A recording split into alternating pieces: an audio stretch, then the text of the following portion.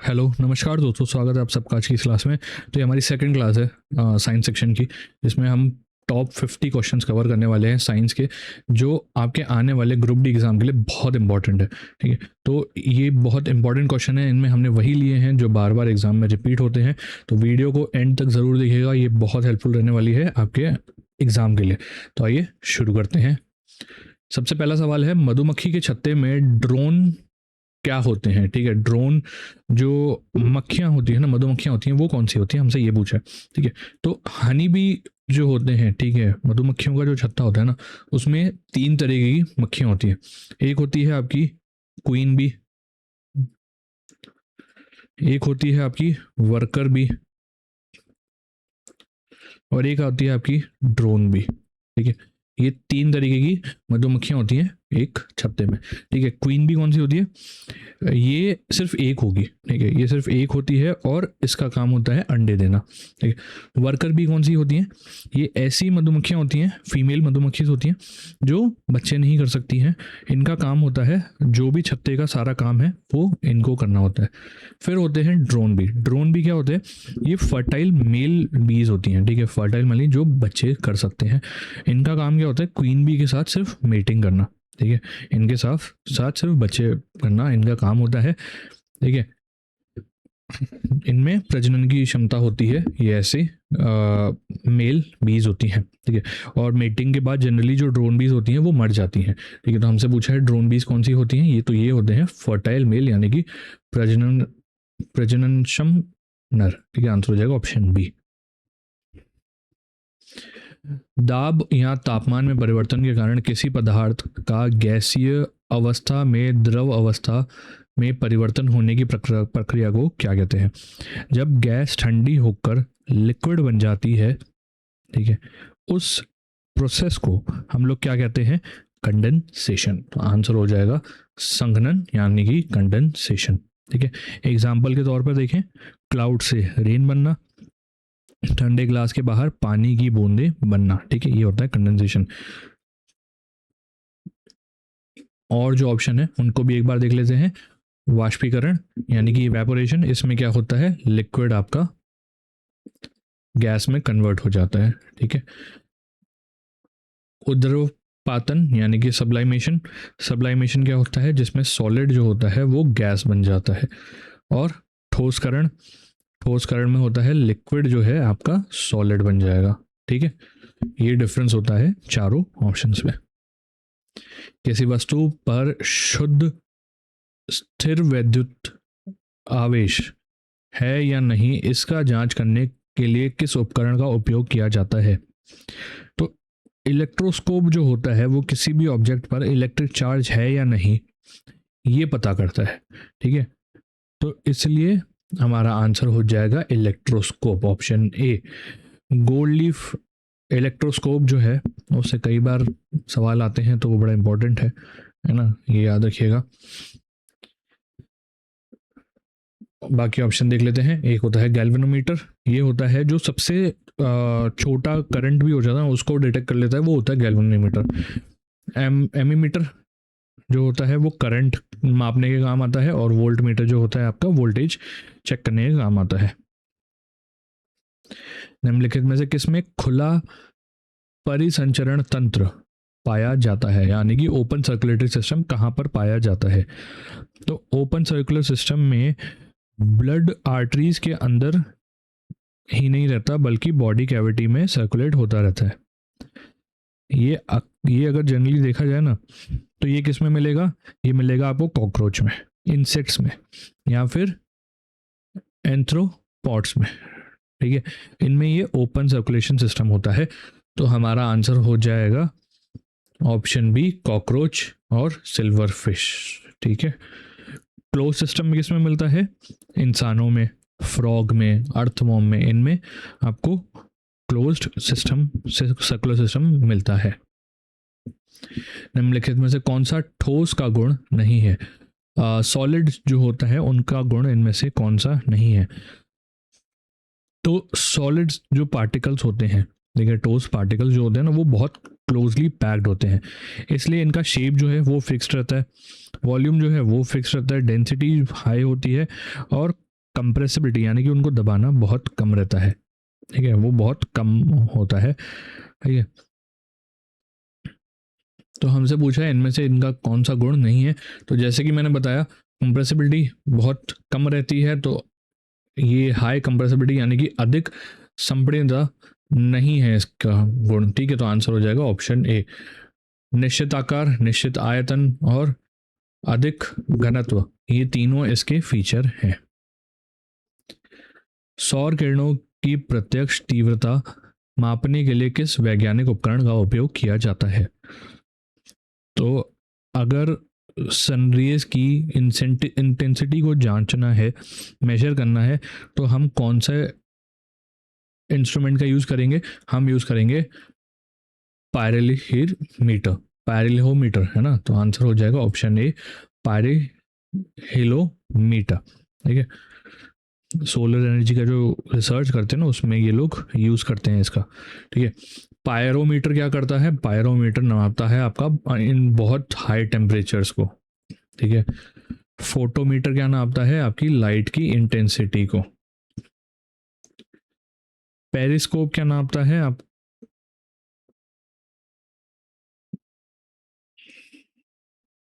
ठीक है। 5 जगत वर्गीकरण प्रणाली किसने दी थी? तो 5 किंगडम क्लासिफिकेशन है, वो किसने दिया था? द 5 किंगडम क्लासिफिकेशन 1969 में दिया गया था, किसके द्वारा? इसको दिया था RH विटेकर ने। आंसर हो जाएगा ऑप्शन बी, RH विटेकर, ठीक है। पांच किंगडम, 5 जगत प्रणाली वर्गीकरण जो है कौन कौन से हैं? पहला है मोनेरा, दूसरा है आपका पोरेटिस्टा, तीसरा है आपका फंगी, चौथा है आपका प्लांटे, और पांचवा है आपका एनिमेलिया, ठीक है। ये 5 क्लासिफिकेशन होते हैं किंगडम्स के ना। एक और थ्योरी होती है 3 किंगडम, सॉरी 3 डोमेन क्लासिफिकेशन, ये किसने दी है? इसको दिया है आपके कार्ल वोस ने, ठीक है। तो अगर 5 किंगडम की बात करें तो वो दिया है RH विटेकर ने, और 3 डोमेन क्लासिफिकेशन की बात करें तो वो दिया है आपका कार्ल वोस ने। पानी और अल्कोहल के मिश्रण को किस विधि से अलग किया जा सकता है? तो पानी और अल्कोहल दोनों लिक्विड है ना, लिक्विड है, लेकिन उनके बॉइलिंग पॉइंट डिफरेंट होते हैं। जैसे अल्कोहल जो है, ठीक है, उसका होता है 78 डिग्री सेल्सियस, पानी का होता है 100 डिग्री सेल्सियस। इसलिए अलग करने के लिए इनको डिस्टिलेशन से ही अलग किया जा सकता है, या कि नहीं कि आसवन से ही इनको अलग किया जा सकता है। अगर एक चीज़ और देखिएगा, नोट करिएगा, फ्रैक्शनल डिस्टिलेशन, ठीक है, यानी कि आसवन जो होता है उसका यूज़ पेट्रोलियम की रिफाइनिंग में भी किया जाता है, ठीक है। तो पूछा जा सकता है पेट्रोलियम रिफाइनिंग में किस प्रोसेस का यूज़ करते हैं, तो वो आसवन आंसर हो जाएगा। जीवित उड़ानहीन पक्षियों का सबसे बड़ा तथा सबसे ऊंचा पक्षी कौन सा है? ठीक है, तो सबसे बड़ा और सबसे ऊंचा पक्षी जो कि उड़ानहीन है वो कौन सा है? तो ये जो पक्षी है इसका नाम है आपका ऑस्ट्रिच, शुतुरमुर्ग, ठीक है। सबसे ऊंचा पक्षी है, सबसे बड़ा, ठीक है, यानी कि, और सबसे उड़ानहीन भी यही पक्षी है ना? तो ये याद रखिएगा, पेंगुइन भी उड़ानहीन है पर ये सबसे ऊंचा नहीं है, लेकिन सबसे ऊंचे की बात करें तो वो शुतुरमुर्ग ही होता है। डेसिबल किसके मापने की मानक इकाई है?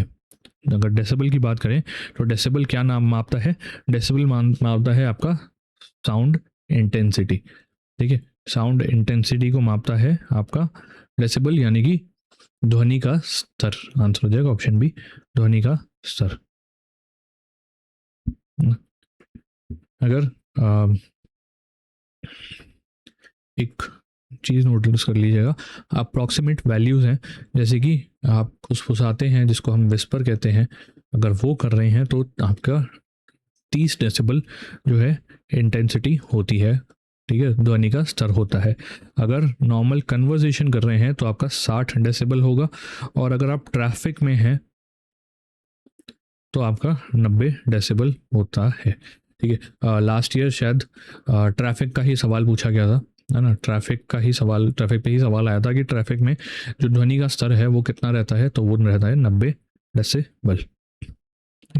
और अगर 85 डेसिबल से ऊपर का कंटिन्यूस एक्सपोजर आपको मिले, ठीक है, ध्वनि स्तर आपका कंटिन्यूस 85 डेसिबल से ऊपर रहता है, तो आपको हियरिंग डैमेज हो सकता है, यानी कि आपकी सुनने की क्षमता पर असर पड़ सकता है, नुकसान कर सकता है वो।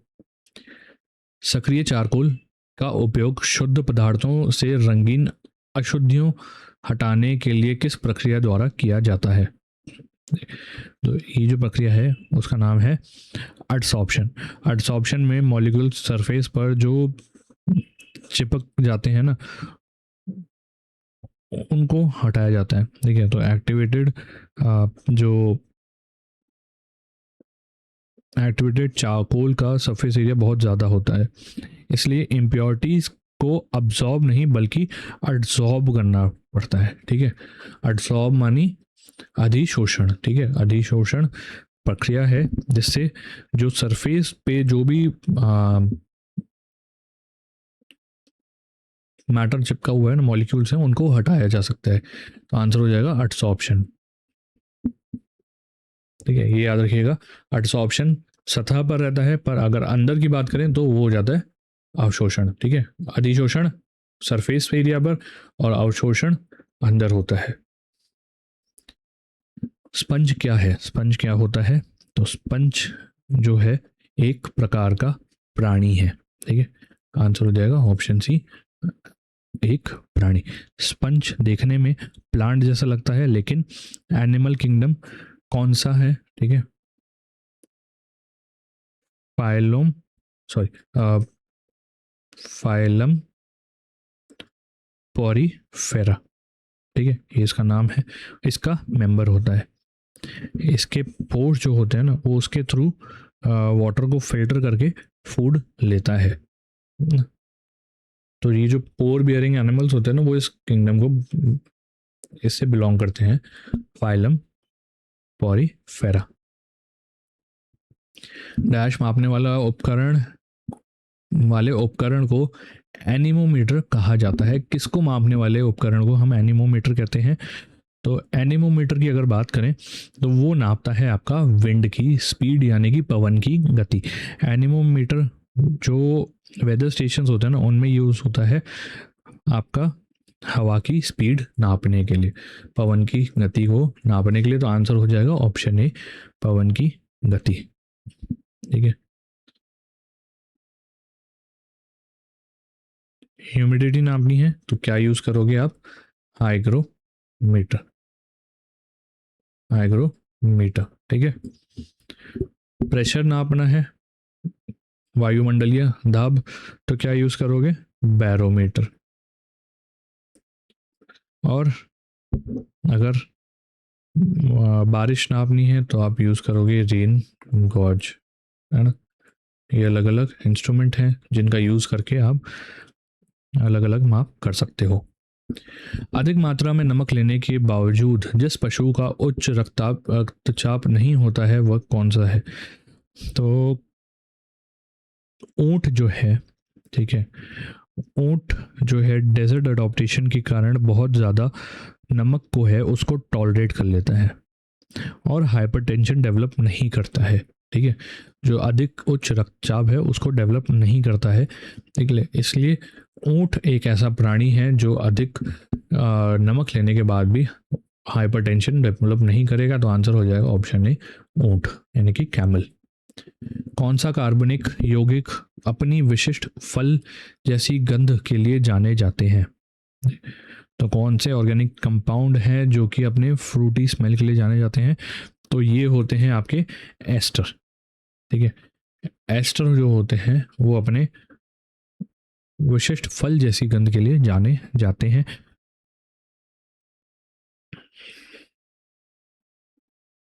Formula alcohol plus acid ester plus water, ये इसका बनाने का फॉर्मूला है। रासायनिक अभिक्रियाओं के दौरान अवशोषित या उत्सर्जित ऊष्मा को मापने के लिए किस उपकरण का उपयोग किया जाता है? ठीक है, तो ये कौन से इंस्ट्रूमेंट को आप यूज़ करते हो? तो आप यूज़ करते हो calorimeter. Calorimeter reactions में जो हीट गेन या हीट लॉस होता है ना, उसको मेजर कर लेता है। ठीक है, तो हमारा आंसर हो जाएगा ऑप्शन ए, कैलोरी मीटर। कवकों फंगी के अध्ययन को क्या कहा जाता है? तो फंगी जो होता है, कवकों के अध्ययन को हम क्या कहते हैं? तो उसको हम कहते हैं माइकोलॉजी। माइकोलॉजी जो होता है उसमें फंगी यानी कि कवकों का अध्ययन किया जाता है। फाइकोलॉजी में क्या करते हैं? एल्गी का, ठीक है, एल्गी का जो है उसको स्टडी करते हैं, ठीक है, उसका अध्ययन करते हैं। साइटोलॉजी में आप सेल्स का अध्ययन करोगे और इकोलॉजी में आप एनवायरनमेंट का करते हो अध्ययन, ठीक है। 1 नैनोमीटर कितने मीटर के बराबर होता है? तो अगर 1 नैनोमीटर की बात करें तो वो होता है 10⁻⁹ मीटर के बराबर, ठीक है, 10⁻⁹ मीटर के बराबर। 10⁻⁻6 क्या होता है? ये होता है आपका माइक्रोमीटर। 10⁻⁻12 की अगर बात करें तो वो होता है आपका पिकोमीटर। नैनो टेक्नोलॉजी और सेमीकंडक्टर इंडस्ट्री में नैनोमीटर बहुत इंपॉर्टेंट यूनिट रहता है। किसान का मित्र कहलाने वाला डैश जटिल कार्बनिक पदार्थों के अपघटन तथा मिट्टी को भुरभुरा बनाने में सहायता करता है। तो कौन है जिसे हम किसान का मित्र कहते हैं? जो कॉम्प्लेक्स ऑर्गेनिक मैटर होता है उनको ब्रेक डाउन करने में और मिट्टी को भुरभुरा बनाने में सहायता करता है। तो ये होता है आपका अर्थवॉर्म। अर्थवॉर्म जो होता है उसको हम कहते हैं किसान का दोस्त। क्यों? क्योंकि वो सॉइल को लूज कर देता है, उसकी फर्टिलिटी बढ़ा देगा और ऑर्गेनिक मैटर जितना भी है उसको डिकम्पोज कर देता है।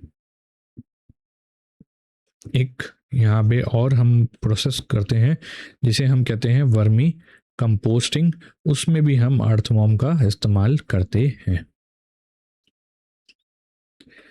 निम्नलिखित में से पदार्थ की कौन सी अवस्था अत्यधिक संपीड्य होती है? ठीक है, हाईली कंप्रेसिबल कौन सी होती है? तो वो होती है आपकी गैस, ठीक है, आंसर हो जाएगा option C, gas. Gas particle के बीच बहुत ज़्यादा स्पेस होता है, इसलिए गैस पार्टिकल जो होते हैं वो हाईली कंप्रेसिबल होते हैं, आसानी से एक्सपैंड भी कर जाते हैं और इनका कोई फिक्स्ड शेप या वॉल्यूम नहीं होता है। अगर कंप्रेसिबिलिटी की बात करें तो सबसे ज़्यादा होती है आपकी गैस की, फिर होती है आपकी लिक्विड की, फिर होती है आपकी सॉलिड की।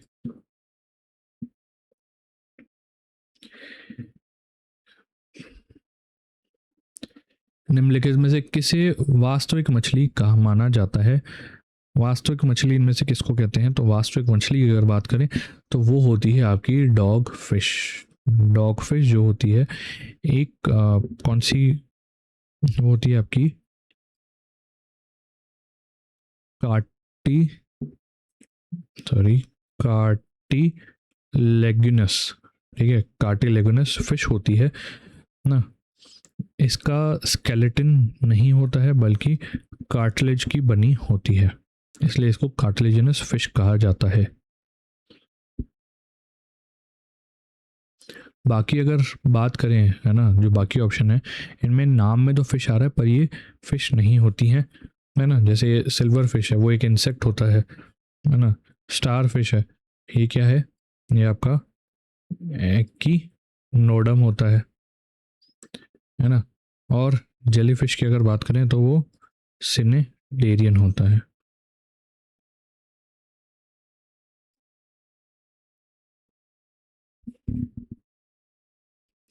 एक बार वायुमंडलीय दाब के बराबर होता है, ठीक है। 1 bar of atmosphere is equal to, तो एक बार जो होता है वो आपका बराबर होता है 10⁵ पास्कल के।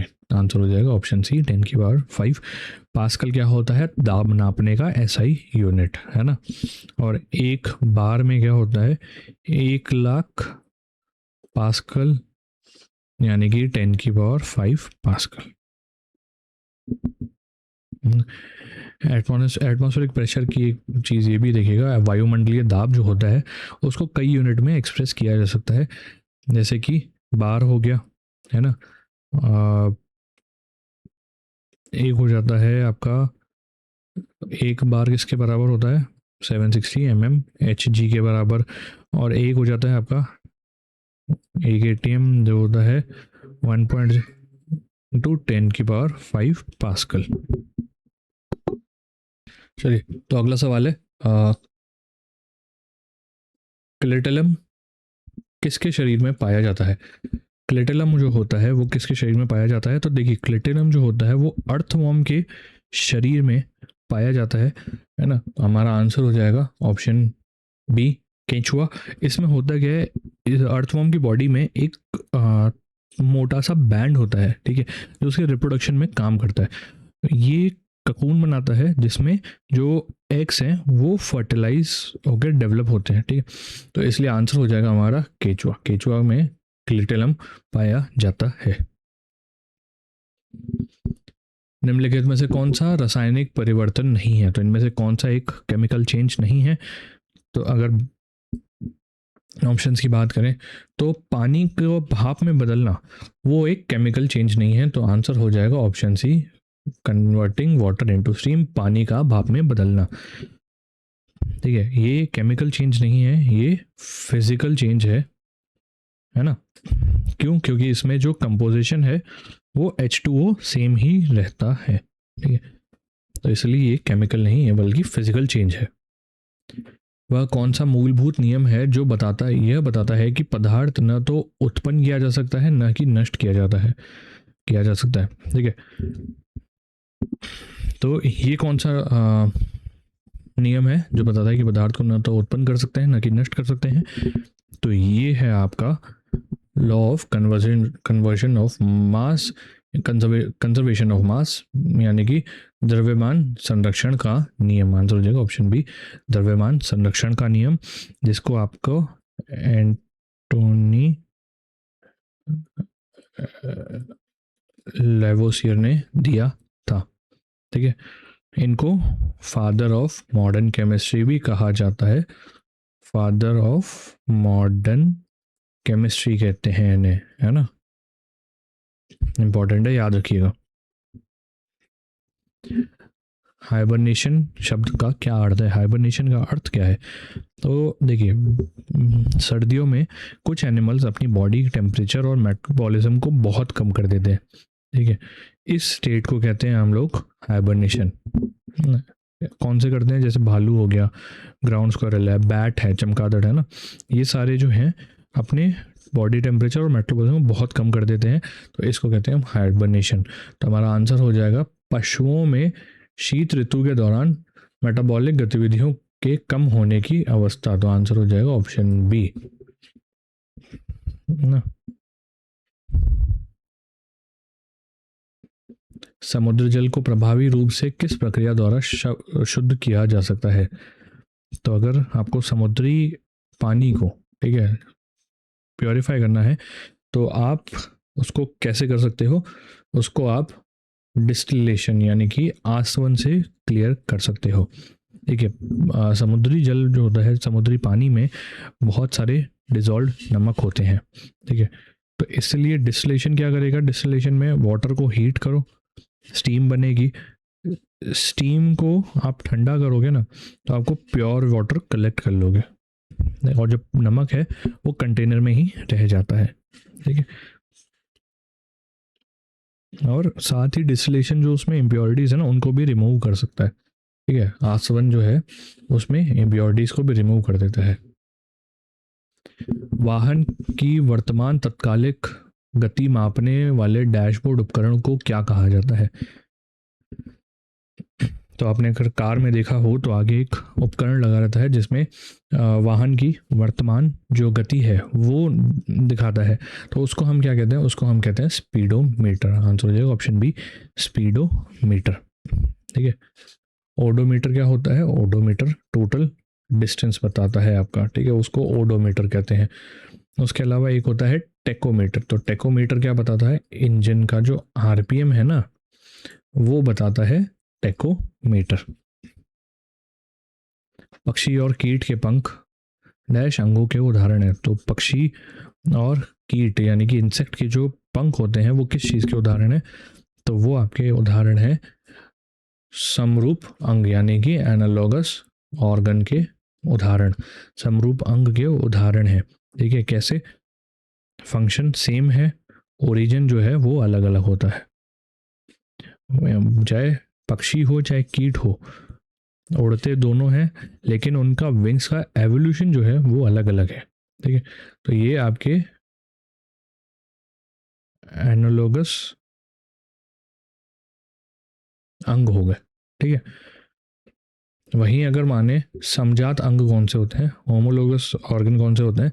ओरिजिन दोनों का सेम होता है पर फंक्शन जो है वो बिल्कुल अलग अलग होता है। कैसे? मान लीजिए इंसान का हाथ और व्हील का जो फ्लिपर होता है ना वो, ठीक है, दोनों का ओरिजिन सेम है, फंक्शन जो है वो अलग अलग रहता है। निम्नलिखित में से कौन से पदार्थ उद्रपातन के उदाहरण है? ठीक है, तो इन तीनों में से हमें बताना है कि सब्लाइमेशन के उदाहरण कौन कौन से हैं। तो सब्लाइमेशन यानी कि उद्रपातन होता क्या है? सॉलिड जो है वो गैस में डायरेक्टली चेंज हो जाए। एग्जाम्पल ड्राई आइस है ना, कैम्फर, कपूर, ठीक है, नेप्थलीन, उसके अलावा आयोडीन, ये सारे एग्जाम्पल हैं उद्रपातन के। ठीक है, तो हमारा अगर ऑप्शन देखें तो एक ड्राई आइस है, कैम्फर है ना, तो हमारा आंसर हो जाएगा केवल एक और दो। ठीक है, आइस क्यों नहीं है? क्योंकि आइस पहले लिक्विड बनता है, इसलिए नॉर्मल कंडीशन में इसे जो है उद्रपातन का एग्जाम्पल नहीं माना जाता है। विद्युत परिपथ में अत्यंत सूक्ष्म विद्युत धारा की उपस्थिति को पता लगाने के लिए किस संवेदनशील उपकरण का उपयोग किया जाता है? तो ये कौन सा बताएगा? ये बताता है आपका गैल्वेनोमीटर। गैल्वेनोमीटर जो होता है बहुत स्मॉल इलेक्ट्रिक करंट होता है ना, उसको भी डिटेक्ट कर लेता है। तिलचट, टिड्डा, तितली, बिच्छू और झींगा किस संघ के उदाहरण हैं? तो ये किस संघ के उदाहरण हैं? ये हैं आपके एंथ्रोपोडा के। आंसर हो जाएगा ऑप्शन सी, एंथ्रोपोडा। ठीक है, ये सारे एंथ्रोपोडा किंगडम के उदाहरण हैं। तापमान बढ़ने पर किसी पदार्थ का घनत्व सामान्यतः क्या होता है? घनत्व में क्या डिफरेंस आता है? तो टेम्परेचर बढ़ने पर पार्टिकल जो होते हैं ना वो दूर चले जाते हैं, वॉल्यूम होता है इंक्रीज। ठीक है, और डेंसिटी का हमारा फॉर्मूला क्या होता है? डेंसिटी का अगर आप फॉर्मूला देखें, मास अपॉन वॉल्यूम, तो वॉल्यूम बढ़ने पर, ठीक है, डेंसिटी जो है इन्वर्सली प्रोपोर्शनल हो गई, तो वॉल्यूम अगर बढ़ रहा है तो डेंसिटी जो है वो कम हो जाएगी, है ना, तो इसलिए आंसर हो जाएगा ऑप्शन बी, घटता है। ठीक है, वॉल्यूम टेम्परेचर बढ़ने पर वॉल्यूम बढ़ेगा, वॉल्यूम बढ़ने से डेंसिटी कम हो जाएगी। विकिरण का पता लगाने और उसे मापने के लिए किस वैज्ञानिक उपकरण का उपयोग किया जाता है? तो किसका उपयोग करते हो आप? तो आप करते हो बोलोमीटर का। बोलोमीटर जो होता है इलेक्ट्रोमैग्नेटिक रेडिएशन जो होती है ना, विकिरण, उसको डिटेक्ट करता है। ठीक है, सबसे बड़ा एकाकोशिकीय जीव कौन सा है? ठीक है, तो सबसे बड़ा एकाकोशीय सिंगल सेल्ड जीव की अगर बात करें तो वो है आपका एल्गी कॉलेरेपा। ठीक है, एल्गी कॉलेरेपा। है ना। इसमें एक ही सेल होता है, लेकिन वो भी काफ़ी लार्ज साइज का होता है। सबसे बड़ा तो हो गया एल्गी कोलेरेपा, और अगर स्मॉलेस्ट की बात करें, सबसे छोटे की बात करें, तो वो होता है आपका माइकोप्लाज्मा। ठीक है, माइकोप्लाज्मा होता है सबसे छोटा लिविंग सेल। शुद्ध बर्फ का गलनांक कितने केल्विन होता है? तो शुद्ध बर्फ का गलनांक कितना होता है? शुद्ध बर्फ यानी कि 0 डिग्री सेल्सियस। ठीक है, तो हो जाएगा आपका आंसर 273.16 केल्विन। निम्नलिखित में से कौन सा रात्रिचर प्राणी शीत निद्रा में जाता है? ठीक है, तो इनमें से कौन सा है रात्रिचर शीत निद्रा में जाता है? वो है आपका चमगादड़। आंसर हो जाएगा ऑप्शन बी, चमगादड़। पवन के वेग और गति को मापने के लिए प्रयुक्त उपकरण कौन सा है? तो पवन के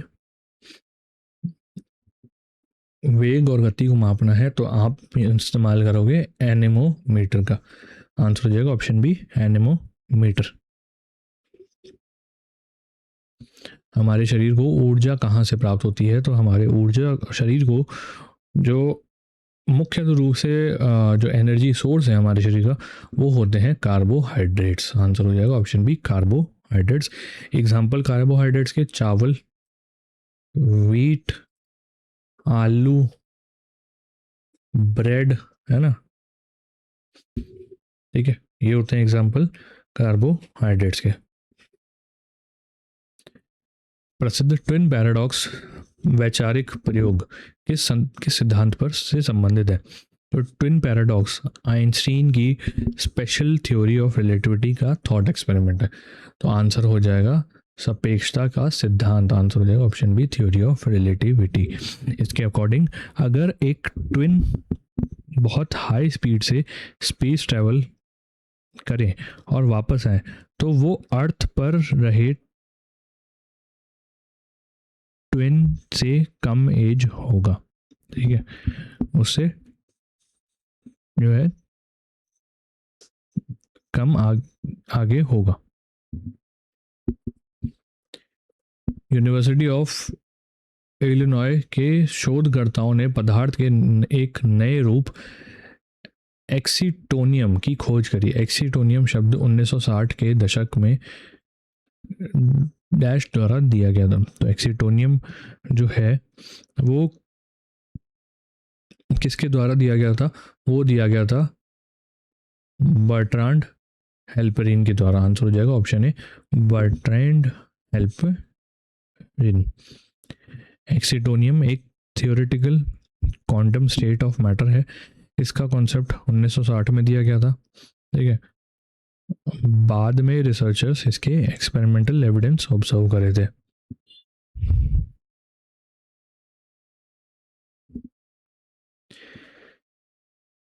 रिचर्ड फाइनमैन की अगर बात करें तो इन्होंने क्वांटम इलेक्ट्रोडायनामिक्स दिया था।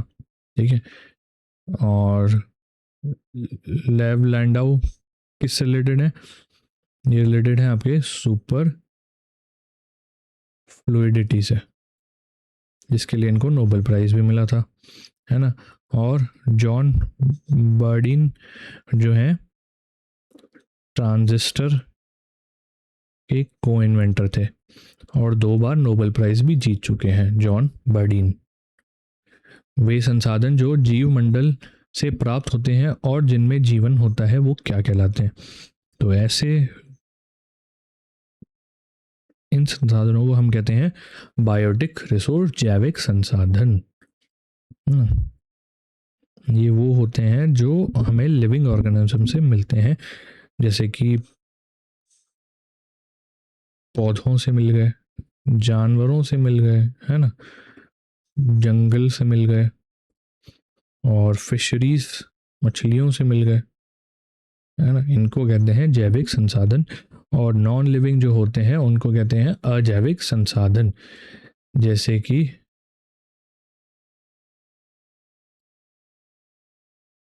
आपके हो गए हवा, पानी, है ना, मिनरल्स, ये सारे होते हैं आपके अजैविक के एग्जाम्पल, और जैविक के हो गए प्लांट, एनिमल, फॉरेस्ट और फिशरीज। बिना धारा खींचे विद्युत वाहक बल इलेक्ट्रोमोटिव फोर्स को सटीक रूप से मापने के लिए किस उपकरण का उपयोग किया जाता है? तो ऐसे में आप यूज करते हो पोटेंशियोमीटर का। आंसर हो जाएगा ऑप्शन बी, पोटेंशियोमीटर को जो होता है वो विद्युत वाहक बल को एक्यूरेटली मेजर करता है और बिना सर्किट से करंट ड्रॉ किए। और इसकी अगर बात करें तो इसकी रीडिंग जो होती है वो आपके वोल्ट मीटर से भी ज़्यादा एक्यूरेट रहती है। पीछे की ओर उड़ने वाला सबसे छोटा जीवित पक्षी कौन सा है? तो अगर पीछे की ओर उड़ने वाले सबसे छोटी पक्षी की हम बात करें तो वो है आपका हमिंग बर्ड। आंसर हो जाएगा ऑप्शन बी, हमिंग बर्ड सबसे छोटा पक्षी है और सिर्फ वही बर्ड है जो पीछे की तरफ उड़ सकता है ना। ये अपने जो पंख हैं उनको बहुत हाई स्पीड से चलाते हैं, है ना, बहुत, जिसके कारण ये पीछे उड़ सकते हैं 50 से 80 बीट्स पर सेकंड पे। ठोस अवस्था से सीधा गैसीय अवस्था में बिना द्रव अवस्था में बदले होने वाले परिवर्तन को क्या कहा जाता है? तो इसको हम कहते हैं, मैंने बताया था, सब्लिमेशन, उद्रपातन। वायु में प्रकाश का की मानक चाल लगभग कितनी होती है? तो वायु में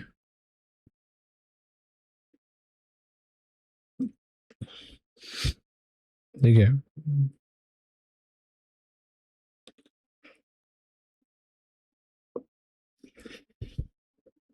वायु में बात करें या चाहे वैक्यूम की बात करो, लाइट की जो स्पीड होती है वो लगभग बराबर ही होती है। कितनी होती है? 3 × 10⁸ मीटर पर सेकेंड।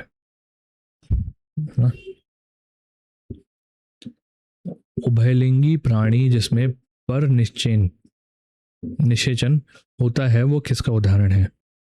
ठीक है,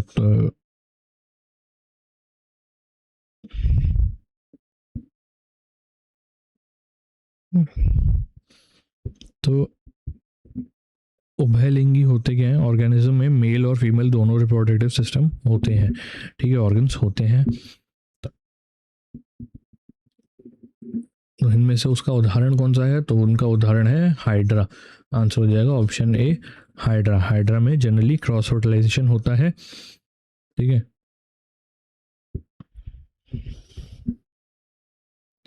किस क्रिस्टलीय यौगिक द्वारा वायुमंडल में अपने क्रिस्टलीकरण जल को खो देने की प्रक्रिया को क्या कहा जाता है? The loss of water of crystallization to the atmosphere by crystalline compound is termed as dash. तो इसको हम लोग कहते हैं एफ्लोरेसेंस, है ना, उत्फुल्लन। आंसर हो जाएगा ऑप्शन बी, उत्फुल्लन। कुछ हाइड्रेटेड सॉल्ट्स हवा में रखने पर अपना क्रिस्टलाइजेशन वाटर लूज कर देते हैं, इस प्रोसेस को हम एफ्लोरेसेंस कहते हैं। एग्जाम्पल की अगर बात करें तो वॉशिंग सोडा, है ना, वॉशिंग सोडा इसका एग्जाम्पल हो जाता है। और मान लीजिए कोई ऐसा टर्म, मतलब जैसे देखिए इसमें तो आप उत्फुल्लन के लेते हैं, है ना। अब अगर मान लीजिए हवा में रखें और हवा से जो पानी है उसको ऑब्जर्व करके लिक्विड बन जाए, तो उसको क्या कहते हैं? उसको हम कहते हैं प्रसवरण, प्रसवण, ठीक है, डेलिक्वेशंस। किसी अज्ञात प्रकाश स्रोत द्वारा उत्पन्न प्रकाश की तीव्रता को मानक प्रकाश स्रोत की सहायता से मापने के लिए किस प्रकाशीय उपकरण का उपयोग किया जाता है? तो इसमें हम यूज करते हैं फोटोमीटर। आंसर हो जाएगा option A, photometer. Photometer unknown light source की इंटेंसिटी को स्टैंडर्ड सोर्स से कंपेयर करता है ना। डार्विन फिंच किस समूह को संदर्भित करता है? तो डार्विन फिंच जो है वो गैलापागोस आइलैंड में, गैलापागोस आइलैंड में पाए जाते हैं, ठीक है। उसमें पाए जाने वाले पक्षी का ग्रुप है। आंसर हो जाएगा ऑप्शन सी, पक्षी, है ना।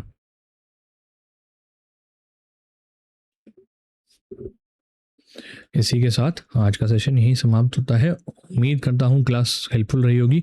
कोई भी डाउट हो कमेंट में ज़रूर बताइएगा और चैनल को सब्सक्राइब कर लीजिए ताकि आगे ऐसे इन्फॉर्मेटिव वीडियोस आपको मिलते रहें। तब तक के लिए मिलते हैं क्लास में। Bye bye.